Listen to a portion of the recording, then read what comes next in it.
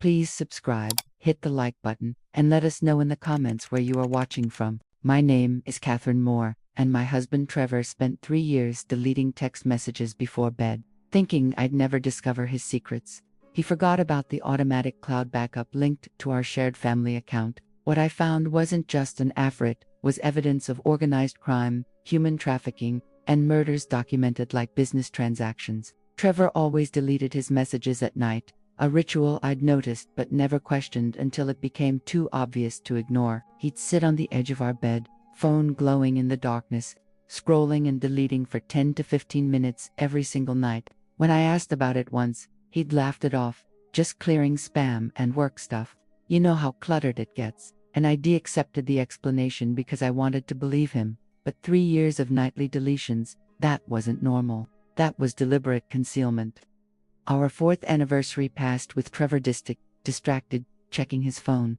He claimed work stress, a big project, and clients demanding his attention at all hours. I tried to be understanding, tried to give him space, tried to be the supportive wife I thought he needed. Then I saw the notification on his phone while he showered. A message preview from someone named V. Tonight's shipment confirmed. 20 units are arriving at the warehouse. Payment ready. Units, shipment, warehouse. Words that didn't match Trevor's job as a financial consultant. When Trevor came out of the shower, I mentioned the message casually. His face went blank for a fraction of a second before smiling. Client terminology. Import-export stuff. Very boring. He deleted the message immediately while I watched that night. After Trevor completed his usual deletion ritual and fell asleep, I lay awake thinking about that message, about 3 years of nightly deletions, about how Trevor had become wealthier than his supposed consulting business could explain the new car, the expensive watch, the cash he kept in a safe I wasn't allowed to access. I remembered something from when we first married. Trevor had insisted we share a family cloud storage account for convenience and transparency. He'd set up automatic backups for both our phones, saying it was smart in case either device was lost or damaged. Trevor had forgotten about that backup, or assumed I'd never think to check it.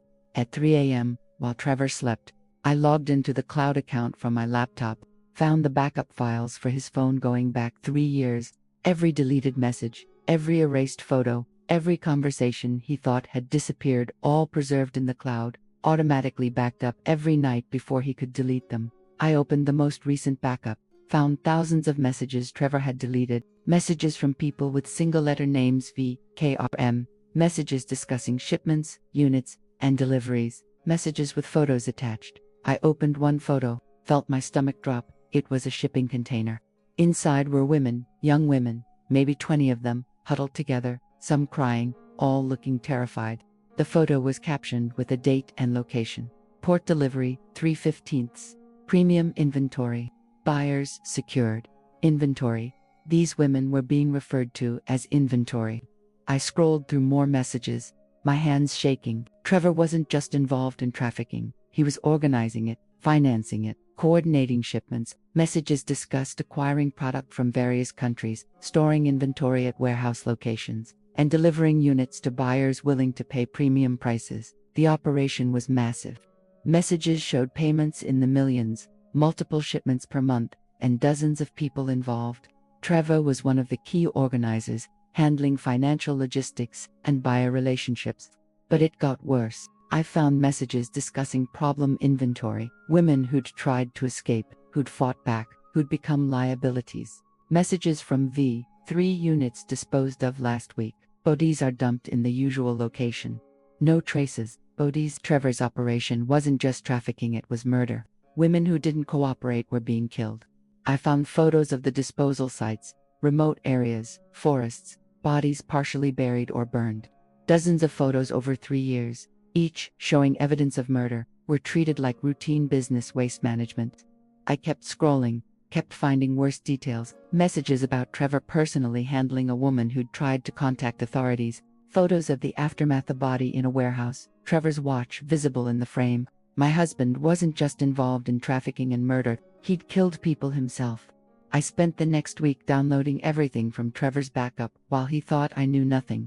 Every message, every photo, every document. I created an encrypted archive of 3 years of evidence documenting a human trafficking and murder operation. The scope was staggering. Over 200 women trafficked, at least 30 murdered, millions of dollars in transactions, a network spanning 5 states. Trevor's role was central. He managed finances, coordinated with suppliers who acquired women overseas, arranged transport, maintained warehouse locations, vetted buyers, and personally handled problem situations, meaning he'd murdered at least 6 women himself. The messages showed him discussing it casually, like discussing inventory management in any other business. Had to eliminate 2 units yesterday. They were causing issues with other inventory. Disposed efficiently. I found the names of other people involved. V was Victor Chen, who ran the actual trafficking operations. K was Karen Winters, who managed warehouse security. R was Robert Morrison, who handled transportation logistics. M was Marcus Drake, who coordinated with buyers. All of them discussed murder and trafficking like accountants discussing quarterly reports. I also found something that made my blood run cold. Messages about me. Trevor was discussing with Victor whether I was becoming suspicious and might need to be handled. Victor's response: "Can you manage it yourself, or need assistance?" Trevor: "I'll watch her. If she becomes a problem, I'll handle it quietly. Make it look like an accident." My husband had been discussing murdering me if I discovered his operation. I was a potential liability to be eliminated like the women in those warehouses. I needed to act fast, but I needed to be smart. Trevor's operation involved dangerous people who'd murdered dozens of women without hesitation. If I went to local law enforcement and they were compromised or incompetent, Trevor would know I'd exposed him, and I'd be dead before any protection could be arranged. I needed to go higher. I contacted a federal task force that specialized in organized crime and trafficking through an anonymous tip line. Explained I had evidence of a major operation, multiple murders, and extensive documentation. They gave me a secure method to upload files and arranged a meeting. I met with Agent Sarah Mitchell 2 days later at a secure location. Brought my laptop with everything I'd downloaded, 3 years of messages, hundreds of photos, financial records showing millions in transactions, names and details of everyone involved. Sarah reviewed the evidence for 3 hours. When she finally looked up, her expression was grim. "This is one of the largest trafficking operations we've seen in this region. The murder evidence alone is enough to prosecute everyone involved for life." "Where did you get this?" "My husband's phone backup. He deletes messages every night, but they're preserved in our shared cloud storage. He forgot it was backing up automatically. Your husband is Trevor Moore, the financial consultant. That's his cover. His real business is trafficking and murder." Sarah made phone calls, brought in other agents. Within hours, I was in protective custody while they planned a coordinated takedown of Trevor's entire network. They'd arrest everyone simultaneously: Trevor, Victor, Karen, Robert, Marcus, and 15 others identified in the messages. But Sarah gave me an option. "We can execute this arrest within 48 hours. Trevor will go to prison for life, as will everyone else involved. But there's another approach, riskier for you, but potentially more effective. We can wire you, have you confront Trevor, and get him to confess on a recording. It would strengthen the case and might reveal details we haven't uncovered yet." "He's discussed killing me," I said. "If he realizes I know everything, he might try to eliminate me immediately. We'd have agents positioned throughout your house, listening to everything, ready to intervene within seconds. But yes, there's risk. It's your choice." I thought about the women in those shipping containers, the bodies in disposal sites. The casual way Trevor discussed murder was like paperwork. "I'll do it. I want him to know I'm the one who destroyed him before he's arrested." They wired our entire house with hidden cameras and audio equipment while Trevor was at a business meeting that was actually a setup to keep him away. Agents showed me how the panic button worked, a device disguised as a watch that would summon immediate intervention if I pressed it. They positioned armed tactical teams in vehicles outside, ready to breach within seconds if needed. Sarah coached me on confrontation techniques. Don't accuse directly. Present evidence piece by piece. Let him think he can explain his way out. People reveal more when they think they still have control of the situation. Trevor came home that evening, relaxed, smiling, kissing my cheek like a normal husband. "How was your day?" "Interesting," I said. "I found something on our cloud storage, the phone backup system you set up years ago." Trevor's smile froze. "What about it?" "It backs up everything automatically, including deleted messages. I watched color drain from his face. Catherine, I've been reading your messages. Trevor, 3 years of them. Every message you deleted, thinking it was erased. All preserved in the backup. Trevor's expression shifted from shock to calculation. Whatever you think you saw, shipping containers full of women, messages about units and inventory, and premium product, photos of disposal sites, discussions about murdering women who tried to escape. I kept my voice steady, watching him carefully. You're not a financial consultant. You run a trafficking operation. Trevor stood perfectly still, his mind visibly racing through options. You don't understand what you're looking at. Those messages are out of context. I read 3 years of messages. Trevor, there's plenty of context. You coordinate trafficking operations with Victor Chen. You manage finances for buying and selling women. You personally murdered at least 6 people who became liabilities. His eyes went cold, the same expression I'd seen in photos of disposal sites. What have you done with this information? I have copies, encrypted, stored safely. If anything happens to me, they'll be released automatically. It was a lie designed to protect me, to make killing me counterproductive. Trevor believed in pragmatism. He'd only eliminate me if it solved his problem. Catherine, you need to understand, this isn't what you think. Yes, I'm involved in some unconventional business, but it's complicated. There's money, security, protection. If you stay quiet, we can both benefit from this, benefit from trafficking and murder. Don't be naive. This industry exists whether I'm involved or not. At least I run things professionally, minimize unnecessary violence, and treat inventory humanely when possible. Other operators are far worse. The rationalization was chilling, defending trafficking by claiming he was more ethical than other traffickers. You murdered 6 women personally. Trevor, I have photos of you standing over bofties. They were going to expose the operation. It was necessary. And me. The messages discussing whether you'd need to eliminate me if I became suspicious, was that necessary too? Trevor's expression hardened. You weren't supposed to find any of this. The backup, I forgot about it. That was careless. He stepped closer, and I saw his hand move toward his pocket. But we can still manage this situation. If you haven't contacted anyone yet, we can contain it. I can protect you, bring you into the operation officially. You'd be safe, wealthy, part of something bigger. And if I refuse, then you become a liability that needs to be handled. His hand emerged from his pocket holding a small pistol. I don't want to do this, Catherine. I actually love you. But I've worked too hard to build this operation to let anyone destroy it. That's when I should have hit the panic button. But I needed him to say more, to confess more explicitly. How many women, Trevor? How many have you trafficked? Over 200 have been successfully delivered. 30 or so were eliminated for various reasons. It's just business, supply and demand. These women were already in bad situations. We just moved them to different situations where they could be profitable. They're human beings, not inventory. They're product that generates revenue. That's basic economics. He raised the gun slightly. Now, tell me who else knows about the backup. No one. I swear. I just discovered it and confronted you immediately. Trevor studied my face, trying to determine if I was lying. Show me your phone. And your laptop.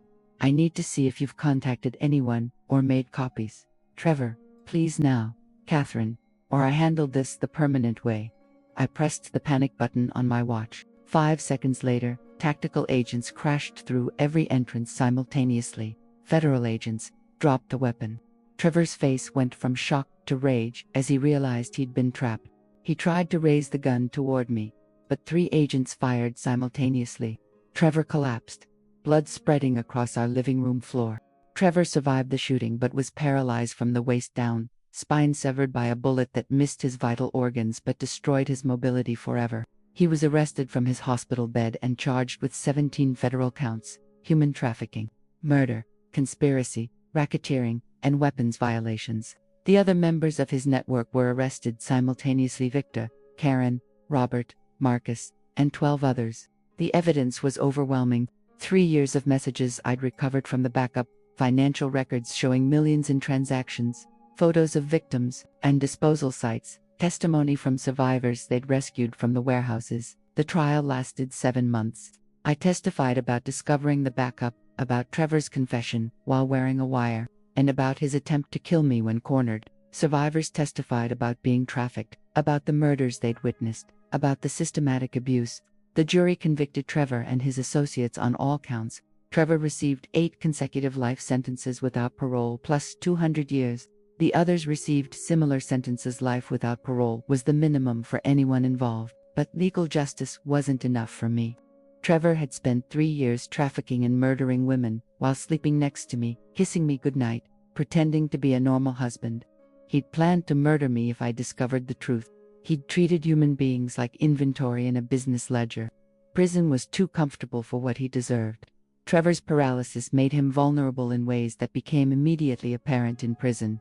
I used every connection, every resource, every method available to ensure word spread throughout the prison system about exactly what Trevor had done. Not just trafficking and murder, but the specific details: the women locked in shipping containers, the bodies in disposal sites, the photos he'd taken like trophies. Prisoners have codes. Men who hurt women, especially in trafficking, rank among the lowest. Trevor's paralysis made him unable to defend himself. The attacks started within 3 weeks. Other inmates targeted him repeatedly: beatings, sexual assault, psychological torture. Trevor reported the attacks to the guards, begged for protective custody. He was moved to medical isolation, but even there, he wasn't safe from inmates who worked in the medical unit. Over 2 years, Trevor's mental state deteriorated completely. The physical trauma, the constant fear, the isolation, the paralysis, it destroyed him psychologically. He developed severe PTSD, paranoid delusions, and tried to hang himself twice, but couldn't due to his paralysis.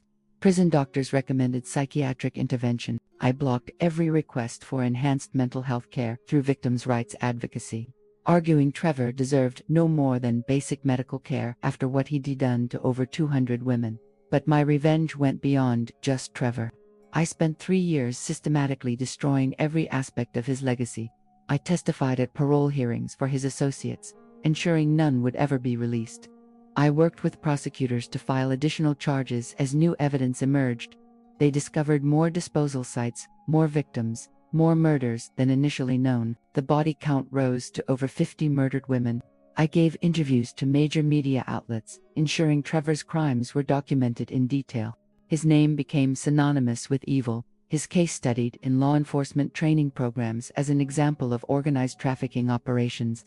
I also tracked down Trevor's family, his parents, who'd never questioned where his money came from, his brother, who'd helped launder funds through shell companies. I provided evidence to federal prosecutors that led to additional charges against them. His father got 15 years for money laundering. His brother got 24 conspiracy. The entire Moore family was destroyed, imprisoned, bankrupt, notorious. But the darkest revenge was what I did to Trevor's mind. I sent him letters monthly for 5 years, each one describing in detail how his operation had been dismantled, how the women he'd trafficked were being rescued and rehabilitated, how his name was remembered only as a monster. I sent him photos of the memorial service held for his victims: over 50 women, identified and honored, their families present, law enforcement acknowledging their failures to stop Trevor sooner. I made sure Trevor knew every woman he'd killed was remembered and mourned. I described my new life, working with anti-trafficking organizations, helping rescue victims, using the publicity from his case to raise millions for prevention and survivor support. I told him how his evil had created good, how his operation's destruction had saved countless lives. I sent him updates about his former associates: Victor, stabbed to death in prison; Karen, beaten so badly she lost the ability to walk; Robert, hanging himself in his cell after 3 years of abuse; and Marcus lost his mind and spent his days in psychiatric isolation. Every letter ended the same way: you thought deleting messages erased the truth.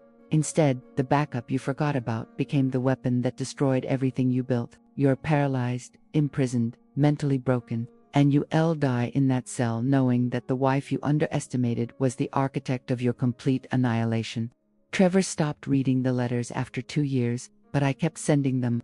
Prison staff confirmed they were delivered, even if unopened, piling up in his cell, a physical manifestation of his permanent defeat. For years after his conviction, I received notification that Trevor had suffered a major stroke, likely stress-induced from years of trauma and fear. He survived, but with severe brain damage, unable to speak or understand complex thoughts, requiring full-time medical care. The man who'd treated women like inventory, who'd murdered dozens without remorse. who'd planned to kill me, was now trapped in a broken body, with a broken mind, unable to communicate or comprehend his situation beyond basic fear and confusion. He'd spend his remaining years, potentially decades, with modern medical care keeping him alive in that state, aware enough to experience fear and discomfort, but unable to understand why or articulate his suffering. Some people might call keeping him alive in that condition cruel. I called it proportional to what he'd done to over 200 women. Trevor Moore spent 3 years carefully deleting messages every night, believing he was erasing evidence of his crimes. He forgot about the automatic backup that preserved everything. That backup became my first weapon, but not my last. I used it to expose his trafficking network, to rescue his victims, to ensure his prosecution, to destroy his entire organization. Then I used every tool available to ensure his prison experience was as brutal as possible, his legacy as reviled as deserved, his family as destroyed as the families of his victims. Trevor thought deleting messages protected him. Instead, his forgetfulness about technology gave me everything I needed to end him. He's alive, technically, brain damaged, paralyzed, imprisoned for life, suffering from trauma that will never heal. He'll die in prison, possibly decades from now, having spent years trapped in a destroyed body and mind. The women he trafficked are being rehabilitated, their stories told, their dignity restored. The operation he built is dismantled, his associates imprisoned or dead, his name a warning to others. I rebuilt my life as an advocate for trafficking survivors, using Trevor's case to raise awareness and funds, helping rescue and rehabilitate victims worldwide. Every woman I help feels like justice for the ones Trevor murdered. People sometimes ask if I feel guilty about the letters, about ensuring Trevor's prison experience was brutal, about blocking his psychiatric care, about keeping him alive in a state of permanent suffering. I never hesitate. No. Trevor made a career of treating human beings as disposable products. He murdered over 50 women without remorse. He planned to murder me. He spent 3 years sleeping next to me while running an empire built on suffering. The phone backup he forgot about gave me the evidence. The federal agents gave me protection, but the revenge complete, brutal, permanent, that was all mine. Trevor Moore deleted thousands of messages, thinking it protected his secrets. Instead, those backed-up messages became the foundation of his absolute destruction. He underestimated technology. He underestimated the law. Most fatally, he underestimated his wife. And now he'll die in prison, paralyzed and brain-damaged. A cautionary tale about what happens when monsters forget that their victims might be smarter than they are.